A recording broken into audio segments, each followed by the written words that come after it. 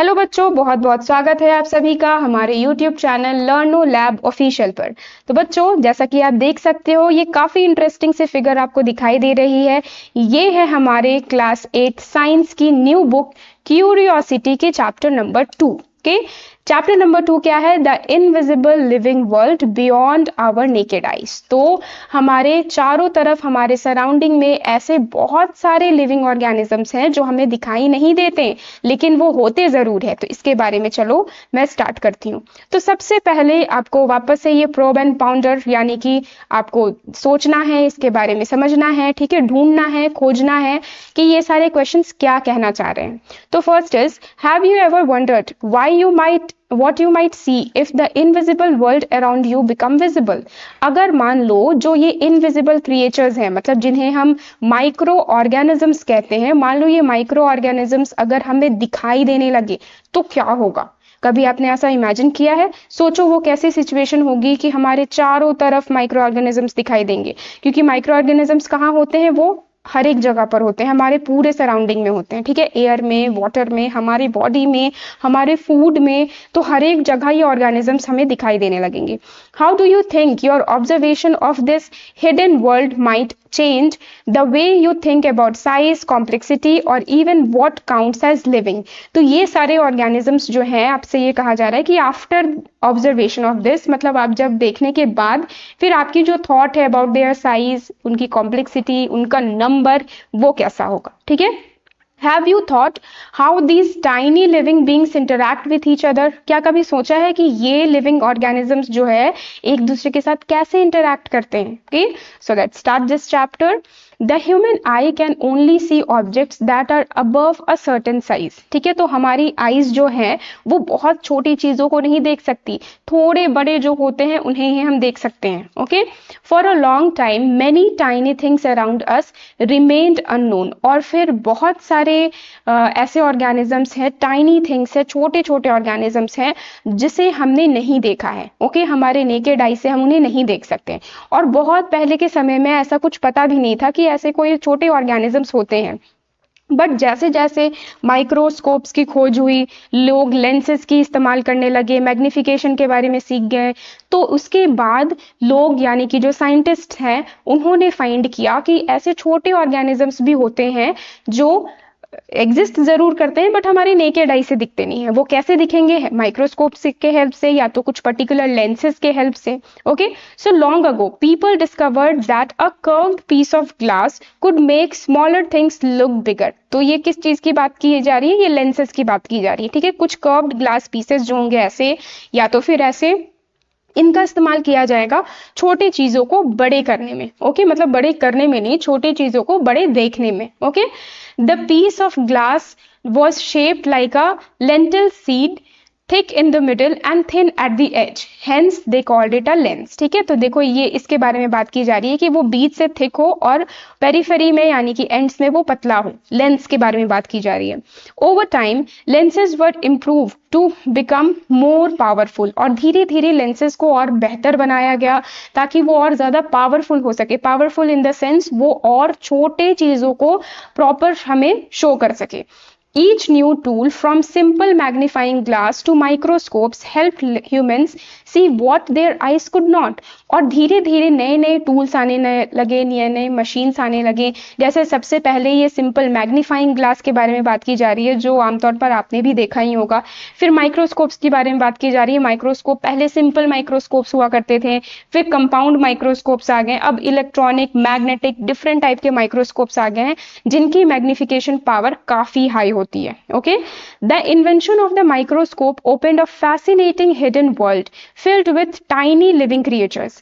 We will explore some of these life forms in this chapter. ठीक है, तो ये जब माइक्रोस्कोप, जब इसकी इन्वेंशन हुई, जब ये जो हिडन वर्ल्ड है, ये छोटे छोटे पार्टिकल्स जो है जब हमें दिखने स्टार्ट हुए, तो फिर हमने बहुत कुछ एक्सप्लोर किया, बहुत कुछ सीखा कि कैसे ये छोटे ऑर्गेनिजम्स चारों तरफ रहते हैं, ये क्या होते हैं एक्चुअल में, ये कैसे एक दूसरे के साथ इंटरैक्ट कर रहे हैं, एंड मेनी सच थिंग्स। तो चलो इस चैप्टर में हम ये चीजें पढ़ेंगे। You have already learned about the amazing variety of living beings.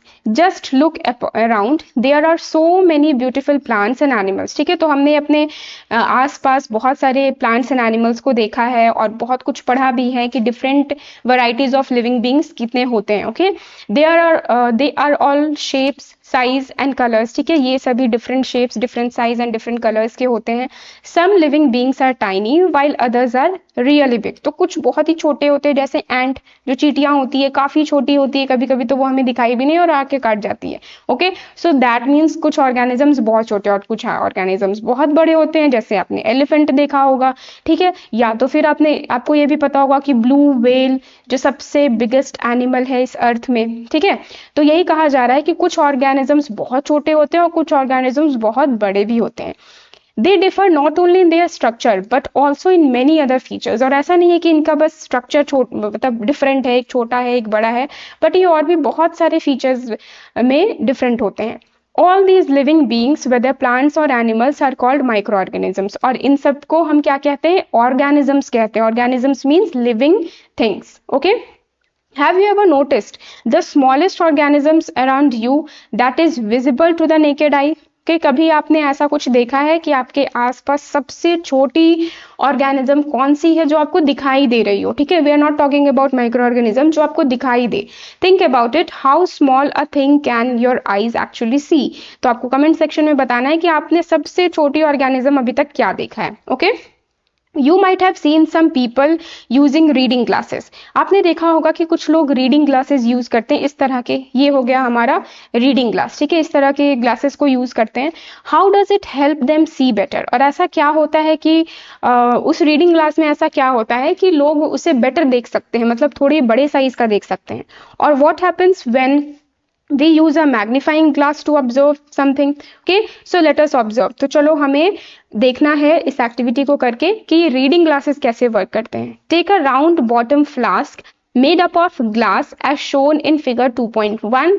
Fill it with water. ठीक है, तो हमें एक राउंड बॉटम फ्लास्क लेना है. ठीक है, राउंड बॉटम फ्लास्क मतलब इस तरह का एक फ्लास्क होगा, इस तरह का एक कंटेनर होगा, और फिर उसे पानी से भर देनी है. ठीक है, पानी भर दो.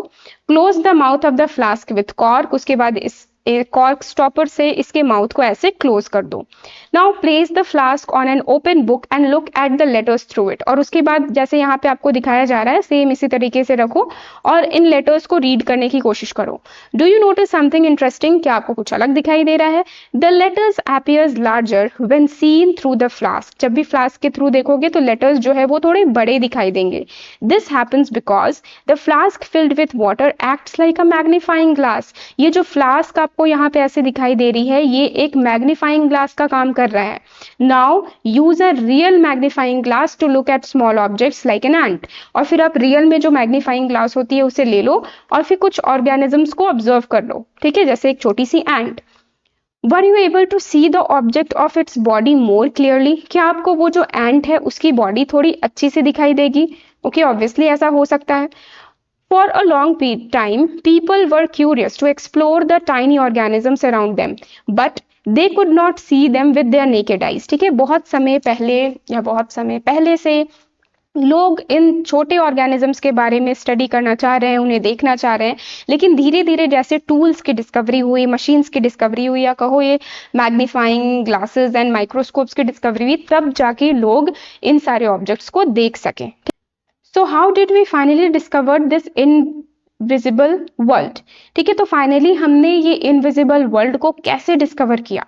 Do you know which scientific discovery helped us see the tiny world for the first time? क्या आपको पता है कौन सी डिस्कवरी की वजह से ये सारे ऑर्गेनिजम्स जो है या टाइनी वर्ल्ड जो है वो हमें दिखाई देने लगे? ओके, तो चलो सबसे पहले यहाँ पे जो स्टोरी दी गई है वो मैं आपको बता. In 1665, a scientist named Robert Hooke published a book called Micrographia. तो रॉबर्ट हुक एक साइंटिस्ट थे जो 1665 में उन्होंने एक book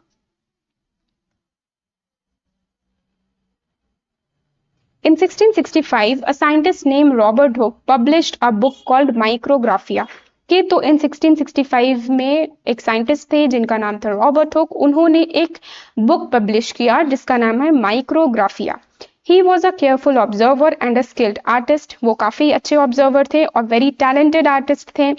In this book, he showed detailed drawings of tiny things that people had never seen before. और उन्होंने छोटे छोटे थिंग्स के डायग्राम्स दी, ड्राइंग्स दिया जो लोगों ने इससे पहले कभी नहीं देखा था. Things he saw using a tool we now called a microscope. ठीक है, अब किसके हेल्प से उन्होंने इन छोटे चीजों को देखा, तो ऑब्वियसली माइक्रोस्कोप से देखा. His microscope made things look 200 to 300 times bigger. और उनकी जो माइक्रोस्कोप थी वो 200 से 300 टाइम्स बिगर दिखाने वाली थी. ठीक है, मतलब अगर मान लो कोई भी चीज अगर हमें 1 सेंटीमीटर की दिख रही है तो उनके माइक्रोस्कोप के अकॉर्डिंग ये 200 सेंटीमीटर या 300 सेंटीमीटर की दिखाई देगी. ओके, मतलब इतनी बड़ी हो जाएगी वो.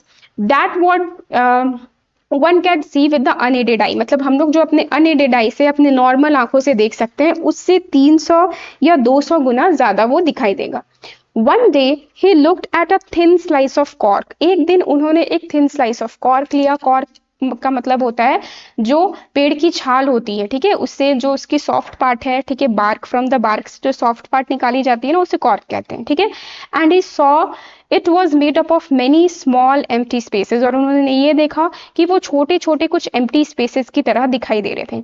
These compartments reminded him of a Honey comb. और ये जो कंपार्टमेंट्स थे ये कुछ हनी कॉम्ब के जैसा दिखाई दे रहे थे, यानी कि मधुमक्खी के छत्ते के जैसा दिखाई दे रहे थे. आप पिक्चर देख सकते हो, यहाँ पे ये गिवन है. ओके, नेक्स्ट है he drew what he saw and called each step space as a cell. ठीक है, तो ये जो छोटे छोटे स्पेसेस दिखाई दे रहे थे, स्मॉल स्पेस दिखाई दे रहे थे, इन्हें हम सेल कहते हैं.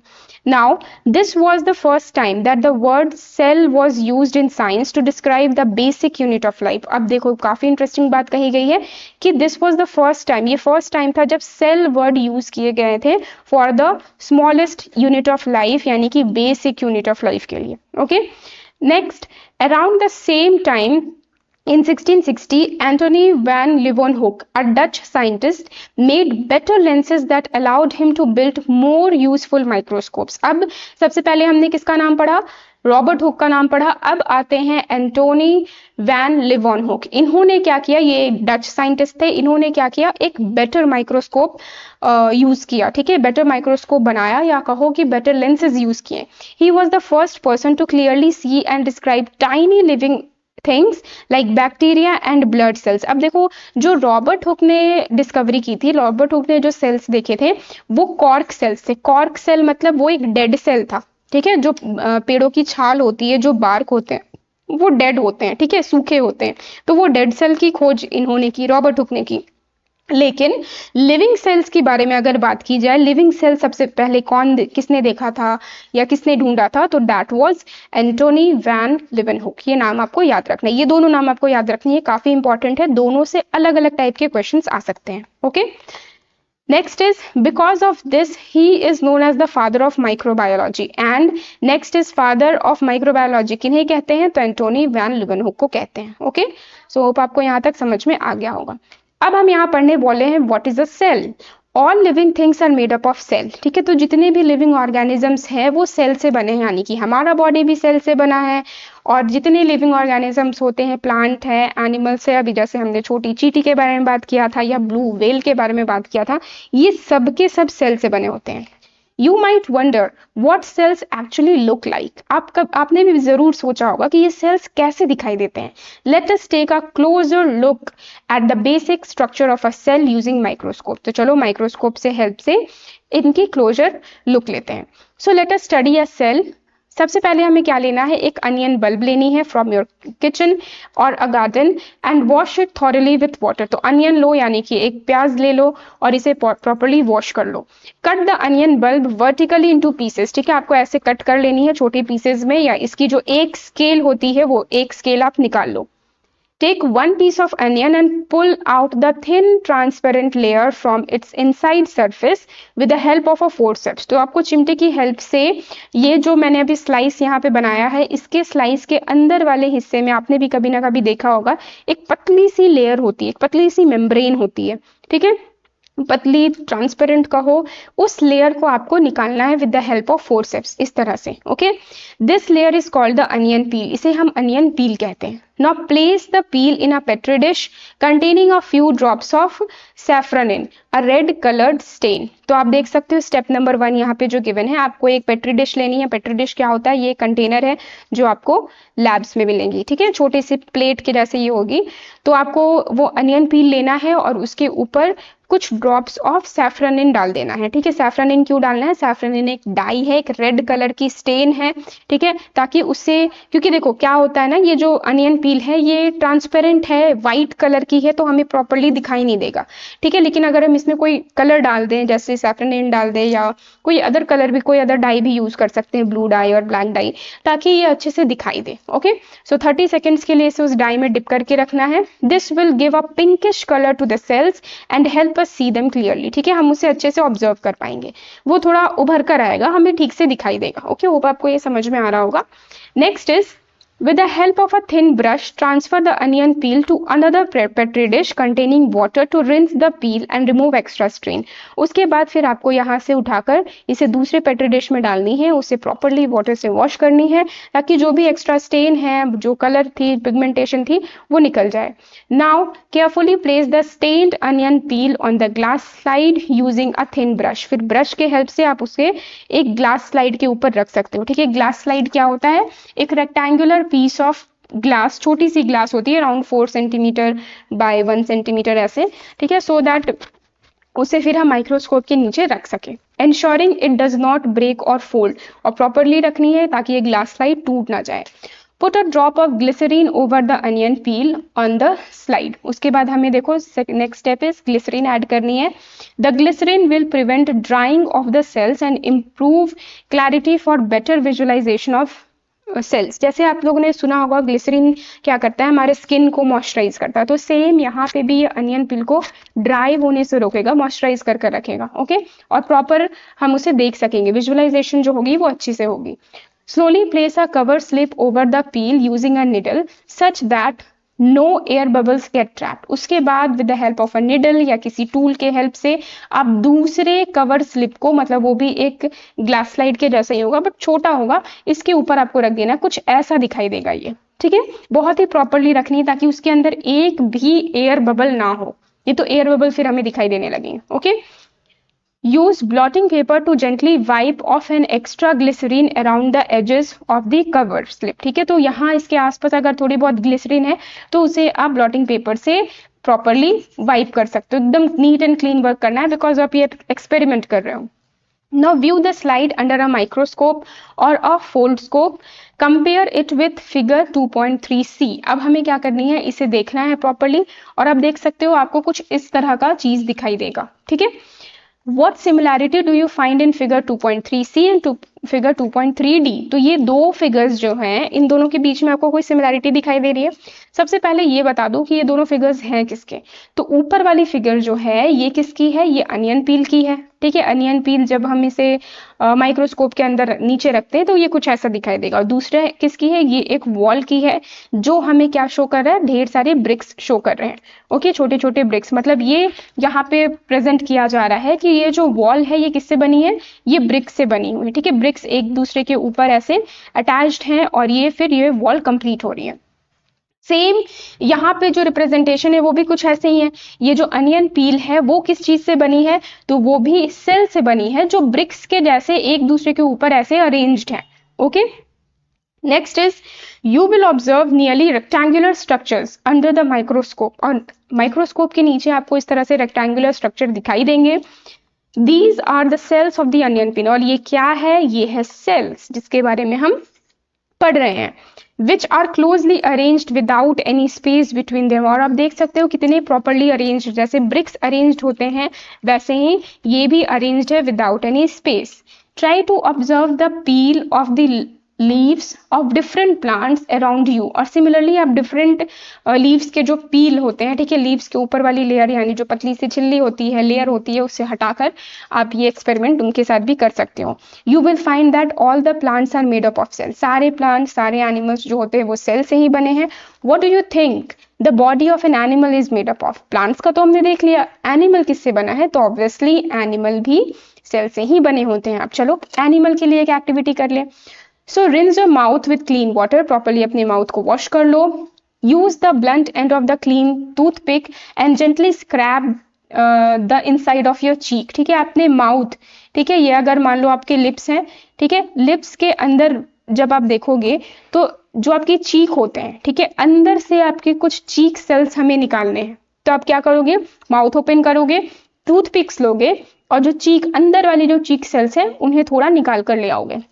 Place the scraped material in a drop of water on a clean glass slide and spread it evenly. फिर से वही करनी है आपको, अच्छे से उसे वॉश कर लेनी है और उसे फिर एक ग्लास स्लाइड के ऊपर उन कुछ 2-4 पार्टिकल्स जो भी आपके माउथ के अंदर से निकलते हैं उन्हें रख देना है। ठीक है, add a drop of methylene blue. देखो यहाँ पे हमने कौन सी डाई यूज की थी, यहाँ पे हमने सैफ्रनिन यूज किया था। ठीक है, वी यूज्ड सैफ्रनिन जो रेड कलर डाई है, और यहाँ पे हम लोग क्या यूज कर रहे हैं, we are using methylene blue जो एक ब्लू कलर स्टेन होगा, ब्लू कलर डाई होगा, over the material on the slide.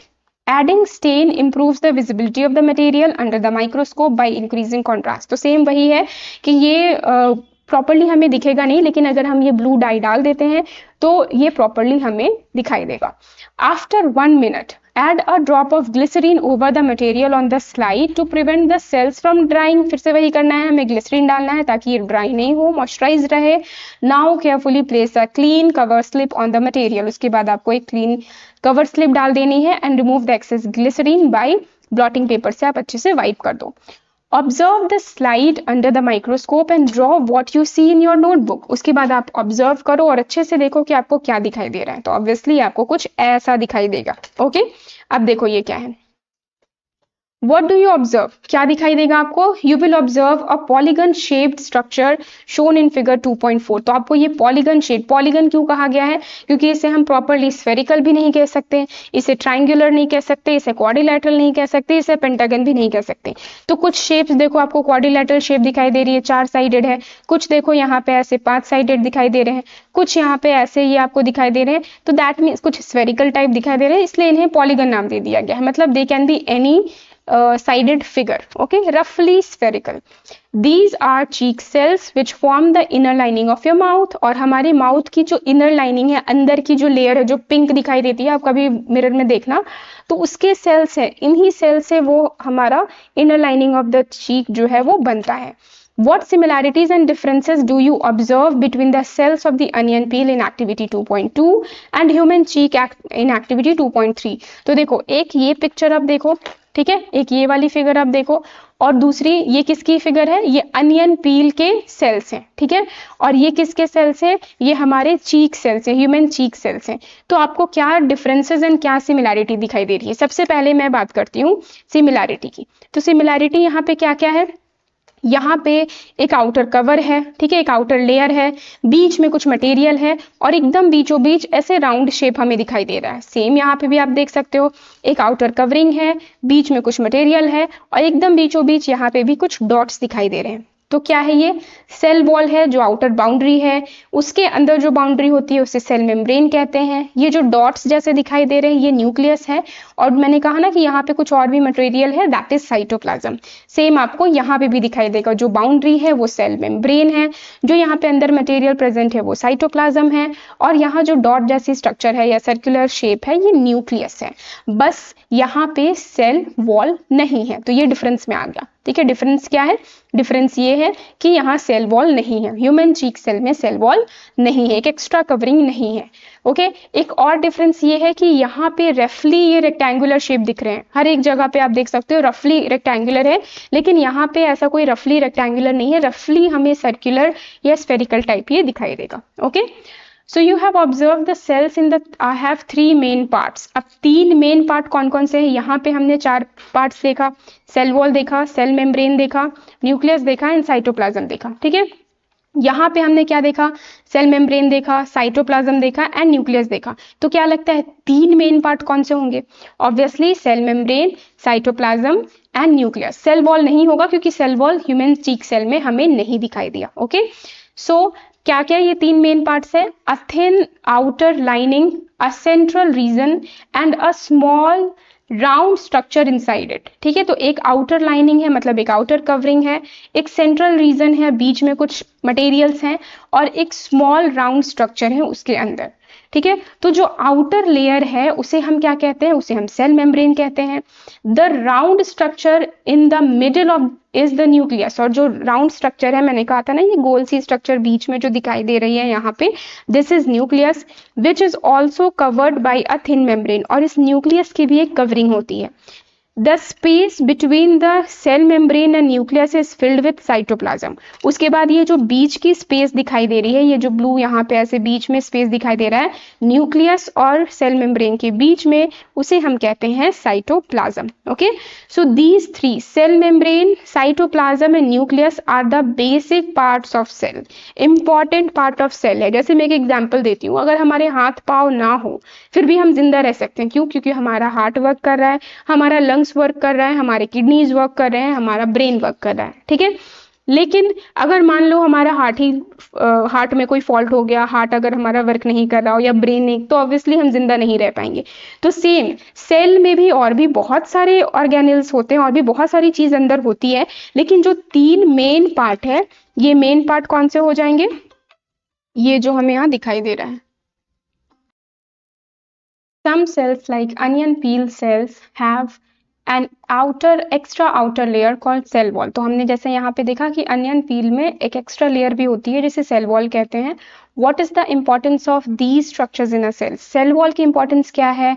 What functions do they perform? Not only cell wall, बाकी ये जो न्यूक्लियस है, साइटोप्लाज्म है, सेल मेम्ब्रेन है, सेल वॉल है, इन सब की फंक्शंस क्या है? Are these functions important for the maintenance of life? क्या ये इंपॉर्टेंट है लाइफ प्रोसेसेस को आगे बढ़ाने के लिए? The cell membrane encloses the cytoplasm and nucleus. अब देखो यहाँ पे एक एक कर इन सबकी फंक्शंस दी गई है। सेल मेम्ब्रेन क्या करता है? ये एक कवरिंग है, मेम्ब्रेन है, आउटर लेयर है। जैसे हमारे घर के चारों तरफ बाउंड्री होती है, क्यों होती है? प्रोटेक्शन के लिए, घर को सेव करने के लिए। तो सेम सेल मेम्ब्रेन क्या कर रहा है? साइटोप्लाज्म और न्यूक्लियस को घेर कर रखा है। The cell membrane separates one cell from other. साथ में ये देखो, जैसे सबसे पहले मैं बताती हूँ कि अगर मान लो ये हमारे घर की बाउंड्री है और यहाँ पे हमारा घर होता है, सिमिलरली यहाँ पे हमारे पड़ोस के घर की बाउंड्री होगी और यहाँ पे उनका घर होगा। तो इन बाउंड्री से क्या हो रहा है? हमारा घर सेपरेट हो रहा है। तो सेम हम लोग यहाँ पे देख सकते हैं कि सेल मेम्ब्रेन जो है ये भी कैसे सेपरेट कर कर रख रहा है बाकी सेल्स को। It is porous and allows the entry of material essential for life processes and exit of waste material। तो अब देखो ये करता क्या है? एक तो हमने देखा कि ये सेल्स को सेपरेट कर रहा है, साथ में ये पोरस इन नेचर होता है। पोरस मतलब बीच बीच में इसके कुछ छेद होते हैं ताकि ये कुछ मटेरियल्स को अलाउ कर सके अंदर आने के लिए, और जो वेस्ट मटेरियल है सेल के अंदर उसे एग्जिट दे सके, उसे बाहर भेज सके। ठीक है। साइटोप्लाज्म की देखो अब बात की जा रही है। साइटोप्लाज्म क्या करता है? Cytoplasm contains another components of the cell and compound such as carbohydrate, proteins, fats and minerals and salts. अब साइटोप्लाज्म समझो वो घर है, ठीक है। जैसे हमारे घर के अंदर हम सब सेफली रहते हैं, वैसे ही साइटोप्लाज्म के अंदर बहुत सारे कंपोनेंट्स प्रेजेंट होते हैं, सेल के अदर कंपोनेंट्स जो आप हायर क्लासेस में पढ़ोगे, और साथ में कुछ कंपाउंड्स भी जैसे कार्बोहाइड्रेट, प्रोटीन्स, फैट्स, लिपिड्स, ठीक है, ये सारी चीज प्रेजेंट भी होते हैं, सॉल्ट्स, मिनरल्स। नेक्स्ट है most of the life processes take place in the cytoplasm. Cytoplasm के अंदर ही जितने भी लाइफ प्रोसेसेस हैं, लाइफ प्रोसेसेस जैसे रेस्पिरेशन हो रही हो, एक्सक्रीशन हो रही हो, रिप्रोडक्शन हो रही हो, ये सब इसके अंदर ही होता है। Next, the nucleus regulates all activities that the cell occur inside the cell. अब देखो सेल के अंदर, ठीक है, मतलब मैं घर का ही एग्जांपल ले रही हूँ। घर के अंदर जो हमारे हेड ऑफ द फैमिली होते हैं, ठीक है, हमारे हेड ऑफ द फैमिली जैसे हमारे ग्रैंड पेरेंट्स हो गए या हमारे पेरेंट्स हो गए, पापा हो गए या दादाजी हो गए, तो वो क्या करते हैं? वो पूरे घर को कंट्रोल करते हैं, पूरे घर को रेगुलेट करते हैं, ठीक है, देख रेख करते हैं। तो सेम न्यूक्लियस भी वही काम कर रहा है। न्यूक्लियस को हम बॉस ऑफ द सेल भी कहते हैं, बॉस ऑफ द सेल। जैसे हमारे स्कूल में प्रिंसिपल होते हैं, प्रिंसिपल पूरे स्कूल को संभाल रहे हैं, तो सेम जो न्यूक्लियस है वो पूरे सेल को संभाल कर रखता है। इट ऑल्सो रेगुलेट्स ग्रोथ, ये सेल की ग्रोथ को भी देखता है। अब हम बात करते हैं सेल वॉल की। सेल वॉल आप हमेशा याद रखना, ये सिर्फ और सिर्फ प्लांट्स में प्रेजेंट होती है, हमारे बॉडी में, ह्यूमन बींग्स में या किसी और एनिमल में ये नहीं प्रोवाइड करती। अब ये क्या है? ये एक एक्स्ट्रा बाउंड्री है। जैसे हमारे घर के चारों तरफ मान लो एक छोटी सी बाउंड्री है और एक और बड़ी सी बाउंड्री है, तो ये बड़ी वाली बाउंड्री क्या करेगी? ये भी प्रोटेक्शन का ही काम करेगी। तो सेल वॉल भी क्या करता है? ये रिजिडिटी, एक तो प्रॉपर शेप देता है प्लांट सेल को, इसलिए हमने देखा कि वो रेक्टेंगुलर शेप का दिखाई दे रहा है, लेकिन जो एनिमल सेल है उसकी कोई प्रॉपर शेप नहीं दिखाई दे रही रही थी, and strength of the plants to the plants. This is why all the cells are arranged compactly in each other and look form in structure. ठीक है, थोड़े टाइट यहाँ पे ये सब दिखाई दे रहे हैं, क्लोजली पैक्ड है। वही जब आप एनिमल सेल को देख रहे हो तो ये बहुत ही ज्यादा टाइटली पैक्ड नहीं है। ओके, तो चलो आज मैं यहीं तक बताती हूँ, नेक्स्ट क्लास में फिर मैं आगे कंटिन्यू करूंगी। और अगर आपको ये वीडियो पसंद आई हो तो आप ज़रूर लाइक करें, सब्सक्राइब करें हमारे चैनल लर्नो लैब ऑफिशियल को। ऐसे और भी मैं इस बुक के जितने भी चैप्टर्स हैं, साथ में जो भी न्यू बुक्स आ रहे हैं, उन सारे वीडियोज़ मैं लेकर आऊँगी। So thanks for watching.